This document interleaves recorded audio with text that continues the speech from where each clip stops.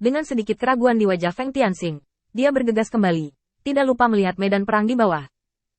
Dalam pandangannya, iblis yang tak terhitung jumlahnya bertempur dalam pertempuran berdarah, dan mereka masih memiliki banyak keuntungan. Tetapi setelah mengetahui kartu truf dari makhluk kosong ini, Feng Tianxing tidak optimis. Ras iblis.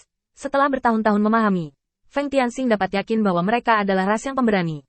Tetapi ini adalah keuntungan mereka, dan itu juga merupakan kerugian mutlak di depan kehampaan.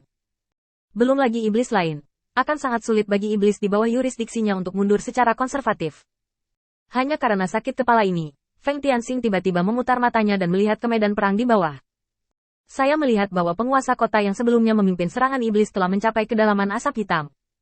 Meskipun iblis di sekitarnya telah tersapu oleh makhluk kosong yang tak ada habisnya, dia masih berjuang keras untuk maju. Cakar tajam merobek tubuh binatang besar dari kehampaan, tetapi di detik berikutnya, tubuhnya berdiri diam. Tampaknya tertidur lelap. Adegan aneh seperti itu membuat Feng Tianxing mati rasa. Mungkinkah ada persiapan lain? Dari sudut pandang Feng Tianxing, Void hanya perlu menyiapkan satu metode yang dia temukan, dikombinasikan dengan perbedaan waktu sebelumnya. Itu cukup untuk menempati keunggulan absolut dalam pertempuran di bagian bawah ras iblis, bahkan puncak ras iblis.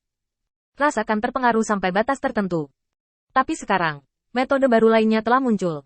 Feng Tianxing harus berhati-hati, dan kecepatannya sedikit melambat.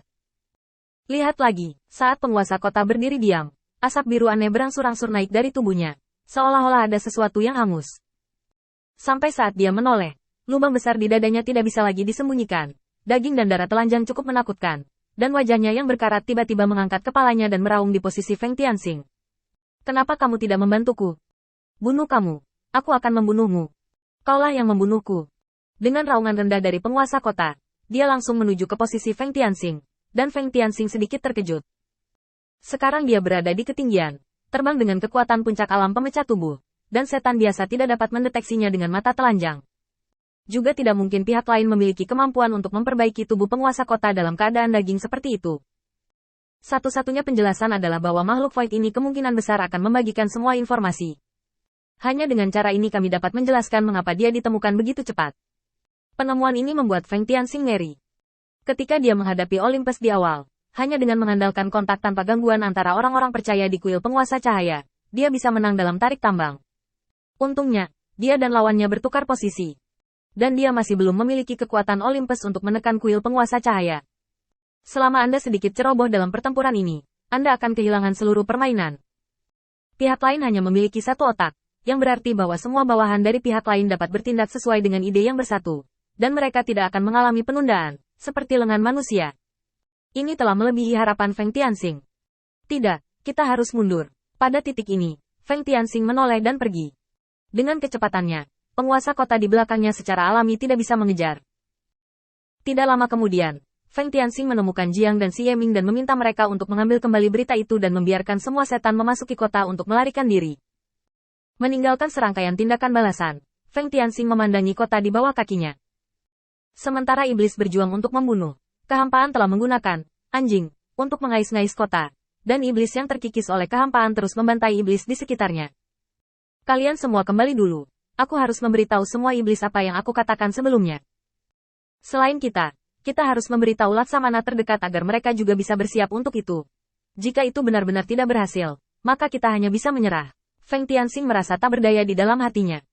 Menyerah berarti iblis yang telah dia kembangkan dengan hati-hati dan akademi yang dibangun khusus harus dihapus dan dimulai kembali dari awal. Dan kesempatan untuk memulai dari awal lagi, saya tidak tahu berapa lama. Mungkin sampai akhir perang antara ras iblis dan Void, dan mungkin tidak akan pernah datang.